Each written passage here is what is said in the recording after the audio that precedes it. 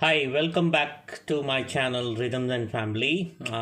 It's been quite some time कि मैंने कोई वीडियो नहीं अपलोड किया हुआ है.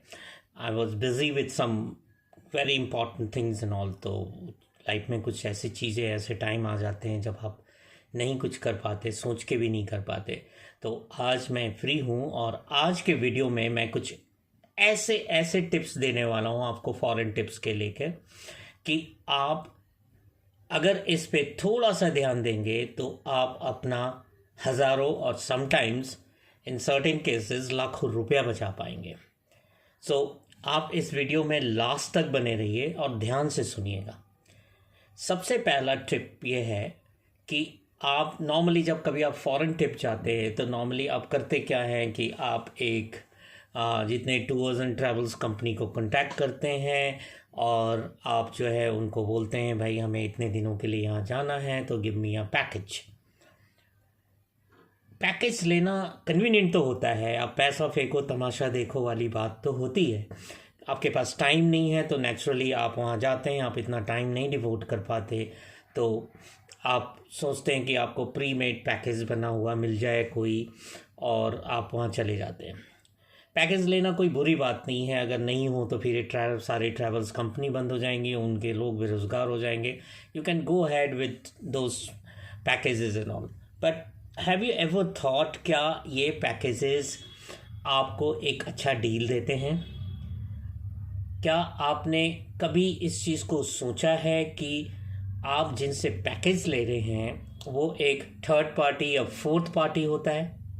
क्योंकि क्या होता है, ये जो होते हैं ये डायरेक्टली इनका कांटेक्ट उसमें नहीं होता, वहाँ के लोकल एजेंट्स होते हैं उनसे कांटेक्ट करते हैं, लोकल एजेंट्स जो हैं फिर इनको देते हैं. तो आप समझ लीजिए कि आपने इनको पैसा दिया तो इन्होंने थोड़ा सा कट लिया, फिर वहाँ का लोकल एजेंट ने कट लिया, फिर जो जो एक्चुअल जो सर्विस प्रोवाइडर है उसके पास पैसा जाता है. ये कुछ उसी तरीके से होता है जैसे कि जो मिडिल मैन जो होते हैं ना, जो पैसे खाते हैं, कुछ उस तरह से होता है.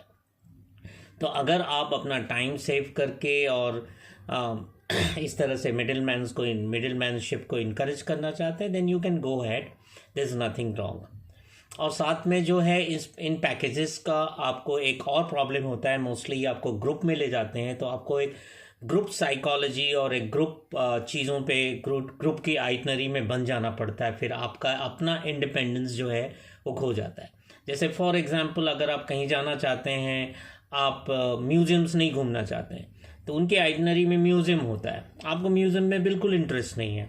आप चाहते हैं कि आप किसी अच्छे टेम्पल या किसी हिस्टोरिकल प्लेस या कोई अच्छा कोई फन पार्क या कोई एक अच्छा सा जो है आप जंगल सफारी करें, तो वो सारी चीज़ें आप अपने हिसाब से कस्टमाइज़ नहीं कर पाते.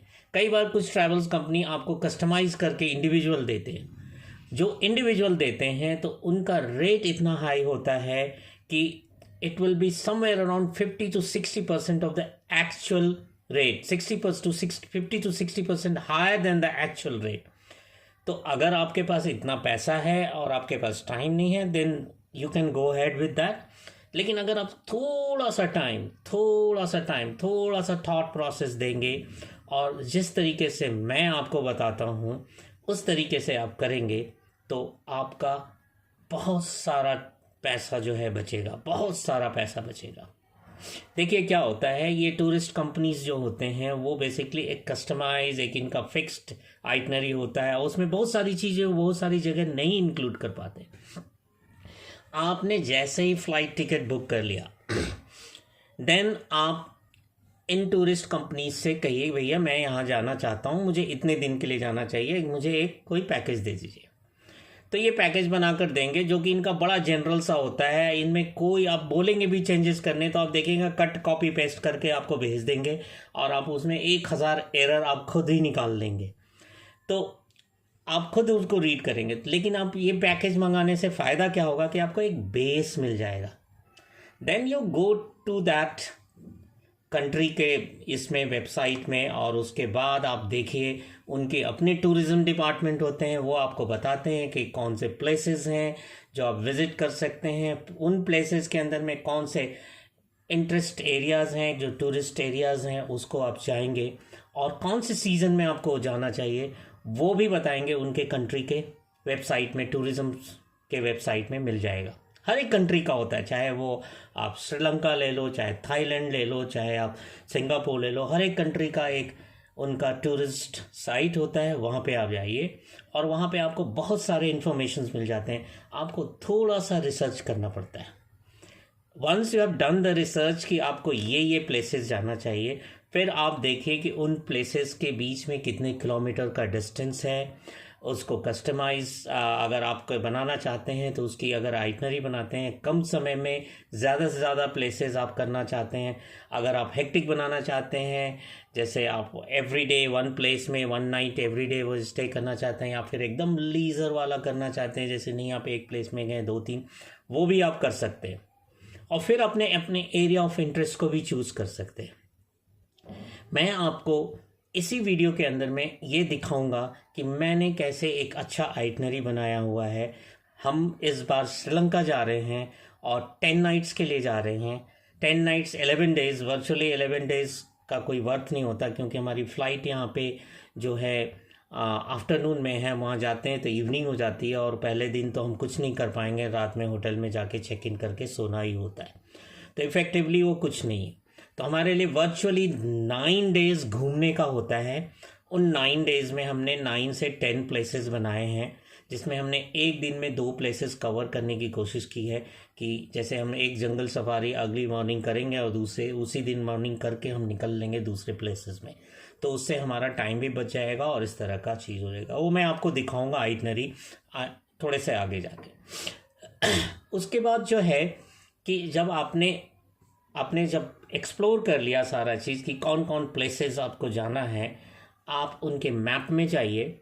और उनके मैप में जाने के बाद आप ये देखिए कि कितने एक प्लेस से दूसरे प्लेस में जाने के लिए कितना आवर्स लगता है और कितना प्लेस आप कवर कर सकते हैं एक दिन में। मैं सजेस्ट नहीं करूँगा एक दिन में आप 2 प्लेसेस सजेस्ट करें। 2 प्लेसेस मतलब 2 सिटी करें। कोशिश करें कि एक दिन में एक ही सिटी आप रखें। इससे क्या होगा कि आप अपने पूरे ट्रिप को बहुत हेक्टिक नहीं बनाएंगे और बहुत ही ज़्यादा लेज़र भी नहीं होगा, जो कि ह्यूमनली पॉसिबल होगा, आप कर पाएंगे।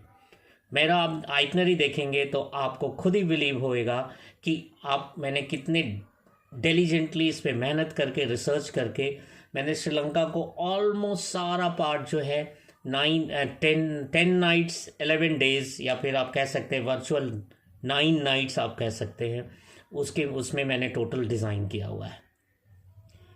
दूसरा चीज़ जो है जब आप ये पैकेज जब आप अपना आइटनरी बनाएंगे, खुद का आइटनरी बनाएंगे, तो आप ये देखिए कि आपका बजट क्या है, और साथ में आप ये देखिए कि आप किस तरह के टूरिस्ट हैं। क्या आप सोलो टूरिस्ट हैं? क्या आप ग्रुप में जा रहे हैं? क्या आप कपल हैं, यंग कपल हैं, ओल्ड कपल हैं, या फिर आप एक फैमिली वाले पर्सन हैं? मैं आपको बता रहा हूँ क्यों ये इम्पॉर्टेंट होता है। जैसे अगर आप यंग कपल हैं तो आप जाके किसी यूथ हॉस्टल में भी जाके रुक सकते हैं। आपको कोई बहुत एक्सपेंसिव जो है होटल्स में जाने की ज़रूरत नहीं है, क्योंकि यूथ हॉस्टल में जाएंगे तो आप डिफरेंट कल्चर के, डिफरेंट कंट्रीज़ के लोगों से मिलेंगे, वहाँ से आपके कल्चरल एक्सचेंजेस होंगे। इससे आपको लॉन्ग टर्म बेनिफिट होता है, आपके कॉन्टैक्ट्स बनते हैं, आपके रिलेशनशिप बनते हैं, और फ्यूचर में आपका फ्यूचर हो सकता है कि आप ऐसे कंट्री से मिलें जिसमें आपके बकेट लिस्ट में हो, वहाँ भी आप जाना चाहें तो वो आप उनके साथ काउच सर्फिंग कर सकते हैं। तो ये भी एक फ़ायदा होता है। ये उनके लिए होता है या तो आप सोलो ट्रैवलर हैं, या फिर आप कपल्स हैं, यंग कपल्स हैं, तो आप ऐसा कर सकते हैं। लेकिन अगर आप फैमिली वाले हैं, जैसे मैं एक फैमिली वाला हूँ, मेरी वाइफ है, मेरी छोटी सी बच्ची है, तो आप इस तरह के यूथ हॉस्टल्स में नहीं जा सकते। एंड देन आपको ये भी देखना होता है कि भाई आप अपने बजट के हिसाब से, आपका जो बजट है, आप 3 star 4 star 5 star 2 star 1 star वो भी कर सकते हैं। कई बार क्या होता है, आपको 3 स्टार प्रॉपर्टी भी एक अच्छे रेट पे मिल जाती है। जैसे जो मैंने बुकिंग की है उसमें मुझे 3 स्टार प्रॉपर्टीज़ मोस्ट ऑफ जगह में सारे एसी अकोमोडेशंस मिल रहे हैं और एक अच्छा रीजनेबल प्राइस है। उस आइटनरी के लिए मैं बाद में किसी दूसरे वीडियो में बात करूंगा, लेकिन ये यहाँ पे सिर्फ टिप्स देने के लिए है कि कैसे आप करेंगे। तो अगर अब आ जाते हैं कि आपने होटल की बुकिंग कर ली, अब आपको एक जगह से दूसरी जगह ट्रैवल करना है। अगेन ये एक समझ में बात आती है कि अगर आप यंग कपल हैं तो आप पब्लिक ट्रांसपोर्ट का यूज़ कर सकते हैं पैसा सेव करने के लिए। पब्लिक ट्रांसपोर्ट कई बार इनकन्वीनियंट होती है, कई बार कन्वीनियंट होती है। जैसे एसी क्लासेस में आप जाएंगे तो आपको कन्वीनियंस मिलेगी, नॉन एसी क्लासेस में जाएंगे, second class and third class में जाएंगे, श्रीलंका में थर्ड क्लास भी है, तो आपको इनकन्वीनियंस होगी। लेकिन उसका भी एक अलग मज़ा है। बहुत सारे टूरिस्ट जो है, फॉरेन टूरिस्ट जो है, मैंने देखा है वो एसी क्लास होते हुए भी वो थर्ड क्लास या सेकंड क्लास में ट्रैवल करना चाहते हैं कि वो एसी क्लास में विंडो नहीं खोल पाते। अगर उनको नेचर को देखना है, नेचर को एक्सप्लोर करना है, तो उनको विंडो चाहिए, एसी क्लास में विंडो नहीं खोल सकते। तो ये सब सारे क्राइटेरियन होते हैं, जिन क्राइटेरियन को आप फॉलो करके आप अपना बना सकते हैं एक अच्छा सा प्लान। और जैसे मैंने जो किया है, मैं फैमिली वाला हूँ तो मैं पब्लिक ट्रांसपोर्ट को नहीं यूज़ करना चाहता, क्योंकि लगेज को लेके और मेरा थोड़ा हेक्टिक है, स्लाइटली हेक्टिक है। जैसे मैं 10 डेज़ में 10 नाइट्स में 10 प्लेसेस में जाना चाहता हूँ, मैं कवर करना चाहता हूँ, तो मैं अगर पब्लिक ट्रांसपोर्ट यूज़ करूँगा तो शायद इतने प्लेसेस नहीं जा पाऊँगा। तो मैंने क्या किया है कि मैंने टैक्सी हायर किया है और लोकल लोगों से बात करके किया है। वो भी आप एक्सप्लोर कर सकते हैं। अगर आपको किसी टैक्सी, श्रीलंका अगर आप जा रहे हैं, टैक्सी सर्विसेज चाहिए at a very economical rate, जो कि बहुत रीजनेबल रेट है, और क्वालिटी सर्विस भी चाहिए, तो आप मेरे को कमेंट बॉक्स में डाल दीजिए, मैं लिंक उसका डाल दूंगा जिस कंपनी से मैंने, जिस ट्रैवल कंपनी से मैंने लिया है। मैंने किसी इंडियन से नहीं लिया है, मैंने किसी श्रीलंका के बहुत बड़े टूरिज्म ये वाले से नहीं लिया, जो कि बहुत हेफ्टी प्राइसेस देते हैं। जैसे वो $60 पर नाइट का देते हैं और इंक्लूसिव ऑफ एवरीथिंग।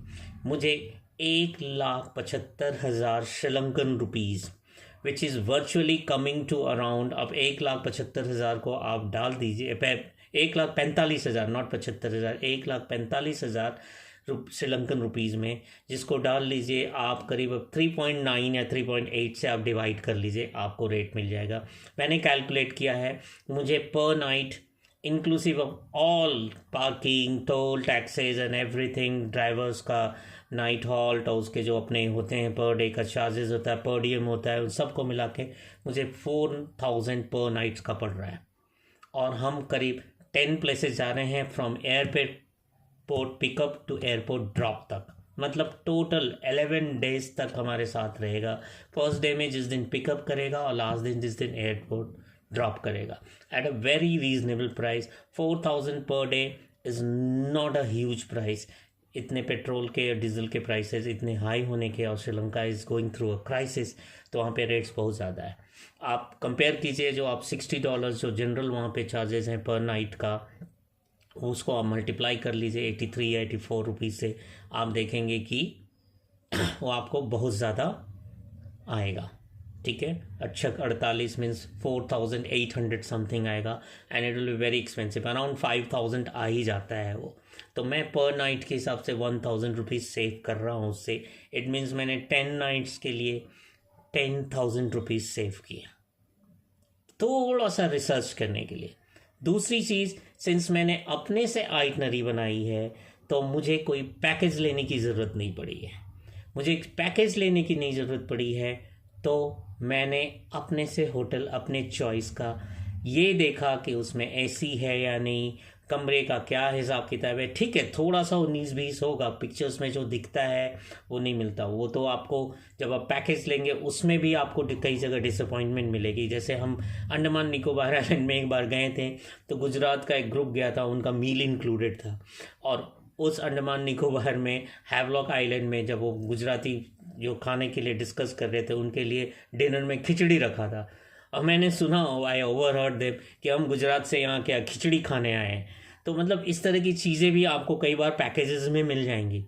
कम से कम इसमें तो आप थोड़ा सा, आपके पास फ्रीडम होती है कि आप डिसाइड कर सकते हैं कि आप वहाँ जाएंगे या नहीं जाएंगे। और थोड़ी सी भी अगर जब एक अच्छे से साइट जैसे अगोडा से आप कीजिए, booking.com से मैं नहीं सजेस्ट करूँगा आप कीजिए, क्योंकि booking.com का बहुत सारे जो हैं होटल्स रिकॉग्नाइज नहीं करते हैं। Agoda is a proper one. Agoda के साथ मैं एक्सपीरियंस अगर हमारा सिंगापुर में हुआ था, वो मैं इसी वीडियो में शेयर करूँगा, जस्ट लास्ट में। आप वेट कीजिए थोड़ा सा, मैं इसको कंप्लीट कर लूँ। तो कोई इश्यूज़ होता है तो अगोडा आपको काफ़ी हद तक सेल्फ सॉल्व कर देता है। तो ये जब होटल की बुकिंग कर ली, आप अपना देख लिया आप कितने नाइट्स में करते हैं, उस होटल का रिव्यू को भी पढ़िए थोड़ा सा।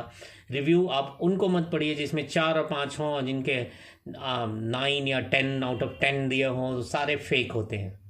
आप एक जेन्युइन रिव्यू जो है वो आप ट्रिप एडवाइज़र पे जाके उस होटल को एक एक सर्च कीजिए, आपको पता चल जाएगा होटल कैसा है, उसकी लोकेशन कैसी है, वहाँ के लोग कैसे हैं, बिहेवियर, और काफ़ी कुछ मिलेगा। And try to communicate with them individually about your accommodation, about your arrival time. इससे आपको उस होटलियर का नेचर भी पता चल जाएगा। क्योंकि कई बार जब मैं लद्दाख के ट्रिप पे गया था तो मैंने फेसबुक के थ्रू एक बुकिंग की थी, फेसबुक में कोई पोस्ट डाल रहा था उसके थ्रू बुक की थी। मैंने उसे बहुत परेशान किया, एंड परेशान करने का रीज़न ये था शुरू में बुकिंग कंफर्म करने से पहले कि मैं उसके पेशेंस लेवल को चेक कर रहा था। तो एक अच्छा होस्ट जो होता है वही होता है जो बहुत पेशेंट होता है। अगर एक इम्पेशेंट होता है, थोड़ा सा एग्रेसिव होता है, तो आपका उसके साथ कभी नहीं जमेगा। जैसे हम यहाँ से कभी नैनीताल गए थे तो हमारा ड्राइवर बहुत एग्रेसिव मिल गया था, we face some problem there. तो ये सारी भी चीज़ें आपको ध्यान में रखनी पड़ती है जब आप सेल्फ बुकिंग करते हैं। तो ये थोड़ा सा आप ड्यू डिलिजेंस करेंगे तो आपको लेटर ऑन हैसल्स नहीं झेलने पड़ेंगे। तो अब आपने क्या क्या कर लिया, आपने अपनी फ़्लाइट की बुकिंग खुद से की, आपने अपना खुद से आइटनरी बनाया, आपने होटल की बुकिंग अपने से की, आपने अपने ट्रांसपोर्टेशन की भी अच्छे से बुकिंग की। अब आप बच जाता है आपका फूड। तो फूड के लिए आप फिर से सर्च कर सकते हैं ट्रिप एडवाइज़र में। बहुत सारे फॉरेन टूरिस्ट होते हैं, कुछ इंडियन टूरिस्ट भी होते हैं। अगर आप वेजिटेरियन हैं तो आपको वेजिटेरियन, जैसे श्रीलंका में आप जा रहे हैं तो आपको एवरीवेयर वेजिटेरियन मिल जाएगा। लेकिन वही अगर आप सिंगापुर में जा रहे हैं तो आपको वेजिटेरियन फूड का प्रॉब्लम होगा। तो उसके लिए टिप ये होता है कि आप रेडी टू ईट वाले कुछ पैकेट्स लेके जाइए, वहाँ पे अपने होटल में ही आप खुद ही खा सकते हैं इफ़ यू आर वेजिटेरियन। फिर नॉन वेजिटेरियन तो you can eat the local delicacies and all, क्योंकि वेजिटेरियंस वालों के साथ ये प्रॉब्लम होता है कि वो सारे जगह नहीं खा सकते, sometime for the religious reason, sometime because of the food habit, sometime of some other element. जैसे मैं नॉन वेजिटेरियन हूँ, लेकिन मैं बहुत सारे नॉन वेजिटेरियन डिशेस नहीं खा सकता। मैं चिकन नहीं खाता, मटन नहीं खाता, मैं फ़िश खा लेता हूँ, एग ले लेता हूँ, इस तरह की चीज़ें ले लेता हूँ। तो अपनी अपनी चॉइसेस होती है, उसके हिसाब से आपको थोड़ा सा देख लेना होगा। और ट्रिप एडवाइज़र में ये सारी चीज़ें होती हैं। लोकल जो लोग वहाँ विजिटर्स होते हैं, जो गए होते हैं, उनको थोड़ा सा पढ़िएगा, थोड़ा सा रिसर्च कीजिएगा। एंड बिलीव मी, ये सारा चीज़ करने में मेरा डेली आधा घंटा से ज़्यादा नहीं लगा है। आधा घंटा तो आप जब एक फॉरेन ट्रिप जा रहे हैं तो अपने लिए निकाल ही सकते हैं, थोड़ा सा रिसर्च कर सकते हैं। मैंने करीब 7-8 दिन जो है थोड़ा रिसर्च किया, और 7-8 दिन के रिसर्च करने के बाद एक अच्छी सी आइटनरी बना ली अपने लिए, और एक अच्छा सा जो है पैकेज बना लिया, which is saving my around 30 to 40,000 in toto. I am telling you, मैं अभी गया नहीं हूँ, लेकिन मैं आपको बता रहा हूँ। इसी वीडियो में मैं सेकंड टिप आपको देना चाहूँगा, करेंसी के लिए मैंने जो कार्ड्स होता है फॉरेक्स कार्ड, और उसके ऊपर 2 वीडियो बनाए हैं। कैसे आप क्रेडिट कार्ड एक होता है जिसको फॉरेक्स कार्ड के तौर पे आप यूज़ करते हैं, उसको आप देख लीजिएगा, मेरी चैनल में हुआ है, आपको सर्च करना पड़ेगा, मिल जाएगा आपको। अभी हाल फिलहाल में मैंने किया है एक लास्ट ईयर जब सिंगापुर ट्रिप आज से लौटने के बाद किया था, उसमें आपको बताया भी है मैंने कि कौन सा आपको फॉरेक्स कार्ड लेना चाहिए। जैसे श्रीलंका जैसी कंट्री के लिए आपको फॉरेक्स कार्ड लेने की शायद ज़रूरत नहीं है, क्योंकि बहुत जगह जो छोटे छोटे टाउन्स में आप जाएंगे, छोटे छोटे प्लेसेस में जाएंगे, वहाँ पे आपके फॉरेक्स कार्ड चलेंगे भी नहीं। मोस्टली श्रीलंका की जो इकोनॉमी है कैश ड्रिवन है, और आजकल तो इंडिया का यूपीआई भी चल गया है, वहाँ पे एक्सेप्टेबल हो गया, हमारे टाइप्स अच्छे डेवलप हो गए हैं वहाँ पे। तो जैसे हम इंडिया में यूपीआई से के थ्रू पेमेंट कर सकते हैं, वहाँ पे भी आप दे सकते हैं, लेकिन उसके क्या चार्जेस होंगे वो सारी चीज़ आपको देखना पड़ेगा। चार्जेस के पॉइंट ऑफ व्यू से मेरा अभी लेटेस्ट वीडियो जो है मैंने क्रेडिट कार्ड का बताया हुआ है, जिसमें कोई चार्जेस नहीं है, कोई एक्स्ट्रा नहीं है। जो फॉरेक्स के एक्सचेंज के रेट है, आप अपने क्रेडिट कार्ड को यूज़ कर सकते हैं। एक पर्टिकुलर वाओ क्रेडिट कार्ड की बात की है, आप उस वीडियो को ज़रूर देखिएगा, उससे आप बहुत सारा हेल्प कर सकते हैं। लेकिन अब मैंने कहा कि फॉरेक्स डिसाइड करने के लिए अब डिपेंड करता है आप कौन सी कंट्री में जा रहे हैं। अगर आप यूरोप जा रहे हैं तो नेचुरली आप यूरो कैरी करेंगे, और यूरो में आप कैश लेके जाएंगे, यूरोप में आपको क्रेडिट कार्ड, डेबिट कार्ड सारे चल जाते हैं, आपके फॉरेक्स कार्ड भी चल जाते हैं। सिंगापुर में जाएंगे वहाँ पे फॉरेक्स कार्ड भी लेके जा सकते हैं। कैश भी मैं एडवाइस करूँगा कि थोड़ा सा तो आप ले ही जाइए सिंगापुर में, ऑल दो सिंगापुर की कैश इकॉनमी नहीं, लेकिन कुछ जगह पे कुछ लोग कैश मांगते हैं। जैसे मैं एक जगह गया था, अपनी डॉटर को कुछ मैं ख़रीदा रहा था, तो उनके पास कैश कार्ड का कोई सिस्टम नहीं था, तो उन्होंने कहा कि भाई आपको कैश ही देना पड़ेगा। तो कुछ जगह पे आपको कार्ड ही लेते हैं वो। तो ये कोविड के बाद ऐसा हो गया। Sri Lanka is a cash driven country. तो श्रीलंका में अगर आप जा रहे हैं तो आप कैश लेके जाइए। एंड मेरा सजेशन है कि आप INR से LKR मत कन्वर्ट कीजिए, आप INR से US डॉलर लेके जाइए। मैं आपको इसी वीडियो के लास्ट में दिखाऊंगा डिफरेंसेस। थोड़ा सा वीडियो लंबा हो जाएगा और डिफरेंसेस दिखाऊंगा, और उस डिफरेंसेस में आपको पता चलेगा क्यों आपको INR से LKR नहीं कन्वर्ट करके US डॉलर लेना चाहिए। क्योंकि मोस्ट ऑफ द होटेलियर्स वहाँ पे US डॉलर एक्सेप्ट करते हैं, और US डॉलर से जो एक्सचेंज रेट जो आपको मिलता है LKR में, वो एक बढ़िया मिलता है बजाय कि इंडिया में। जैसे मैं बता रहा हूँ, इन जो रेट है इंडिया का अराउंड 26 पैसे 27 पैसे में एक LKR आपको मिल जाता है, जो ऑफिशियल रेट है। लेकिन अगर आप बुक माई फॉरेक्स से या कहीं से भी आप फॉरेक्स लेंगे तो आपको 35 पैसे 36 पैसे 37 पैसे, कई जगह तो 40 पैसे पे ₹1 दे रहे हैं। तो आप देखिए कितना महंगा पड़ रहा है आपको। वही अगर आप डॉलर से लेके जा रहे हैं तो आपका वर्चुअली जो स्टैंडर्ड रेट है इंडिया का 27 से 26 पैसे का, उस रेट पे आपको एक LKR मिल जाएगा। ठीक है, तो वो मैं आपको शो करके दिखाऊंगा एज अ प्रूफ। लास्ट में आपको एक सावधान करना चाहता हूँ, जब आप अगोडा वगैरह से बुकिंग करते हैं तो आप कुछ जगह पे बुकिंग जो है तभी कंफर्म होती हैं जब आपका फाइनल पेमेंट चला जाता है।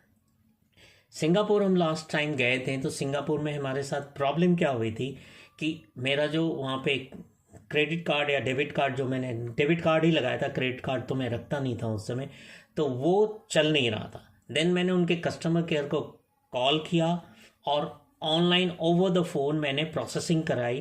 पेमेंट मेरा कट के चला गया, उनको पेमेंट हो गया।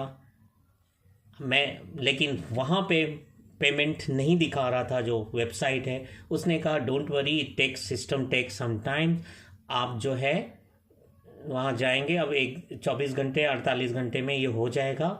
आप जाएंगे, आपका पेमेंट वहाँ डन है, हमारे पास पैसे आ गए हैं, आपको कोई प्रॉब्लम नहीं होगी, we are there to help you out. चूँकि अगोडा एक अच्छी सी वेबसाइट है, मतलब एक कंपनी है, सिंगापुर की कंपनी, तो मैंने कहा भाई ट्रस्ट तो करना बनता है। मैंने ज़्यादा डाउट नहीं किया, मैंने कहा मैंने पेमेंट तो दे ही दिया है और मेरे पास प्रूफ भी है। लेकिन प्रॉब्लम क्या हुआ कि वो लास्ट मिनट में, लास्ट 24 आवर्स पहले ही कंफर्म करते हैं। मैं फ़्लाइट पे था, फ़्लाइट के अंदर में ही बैठे बैठे मेरे पास एक मैसेज आता है, your booking has been cancel because of non payment. I was taken aback. और वो मुझे पता कब चलता है, जब मैं सिंगापुर एयरपोर्ट में अपना मोबाइल स्विच ऑन करता हूँ दोबारा, क्योंकि मैंने स्विच ऑफ करके रख दिया था फ़्लाइट शुरू होने, क्योंकि because I wanted to save the battery. क्योंकि सिंगापुर में जैसे मैंने स्विच ऑन किया, पहला मैसेज वही आता। मैं बोला हाउ कुड इट पॉसिबल। तो फिर मैं उसी होटल में गया, मैंने बोला भाई मैंने तो बुकिंग किया है, मैंने पेमेंट किया हुआ है। उन्होंने बोला sir there is no booking for you. Then the hoteliers they allowed me to talk to the Agoda customer care. Agoda customer care, they checked all the due diligence. They said, yes, we have received the payment, but somehow this didn't go through properly. There was some technical issues and all. तो वो नहीं हो पाएगा। हालांकि Agoda ने उस matter को solve किया, उन्होंने होटलियर से बात करने की कोशिश की, भी आप दे दीजिए, हम पे करेंगे। तो होटल ने बोला नहीं जी, रेट रिवाइज हो गया है, हम आपको इस रेट पे ही दे पाएंगे। तो फिर उन्होंने मुझे एक सल्यूशन दिया कि भाई हम आपको आपकी जितनी बुकिंग फीस थी वो सारा रिवर्स कर रहे हैं, और जो है प्लस में हम आपको 50% जो है ये देते हैं indemnity of your total booking, जिससे कि अगर जो प्राइस डिफरेंसेस आता है आप कहीं पे भी बुकिंग कर लीजिए।